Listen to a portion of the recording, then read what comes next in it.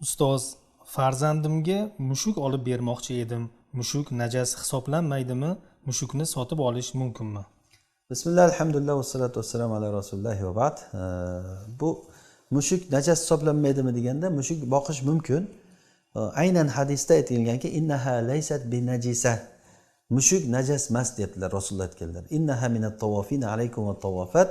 Mushuk uyda sizlar bilan birga yashaydigan hayvonlardan. Ya'ni o'zi asli najas bo'lish kerak, chunki mushuk bilan kuchukning farqi yo'q o'zi. Ikkosi ham vahshiy, bir-biriga o'xshaydi. Lekin mushuk ruxsat berilgan, shar'an mushuk uyda ruxsat berilgan. O'sha jihatdan shuning uchun mushukdan qolgan sarqiti ham, masalan, mushukdan bir suvga og'zini tiyib ichib ketsa, u ham harom bo'lmaydi deyilgan. Idishlarni masalan yalab ketsa, harom bo'lmaydi, ammo kuchukniki u boshqa narsa. Bu hadisdan nassan aytilyapti, aniq innaha laysat binajisa. Mushuk najas emas deyapti. Mana Rasululloh sollallohu alayhi vasallam ochiq aytganlar sahih hadisda. Endi sotib olish masalasiga kelayotgan bo'lsak, sotib olishda xilof bor ulamolarda. Bunda mushukni sotib olsa bo'ladimi yo'qmi? Kuchukka qiyoslab masalan aytilganda sotib olib bo'lmaydi deb.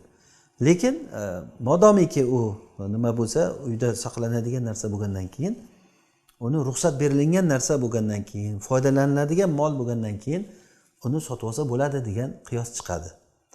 Shu nimadan chiqib, ya'ni vallohu alam sotib olsa bo'ladi degan fatvoni olamiz, vallohu alam.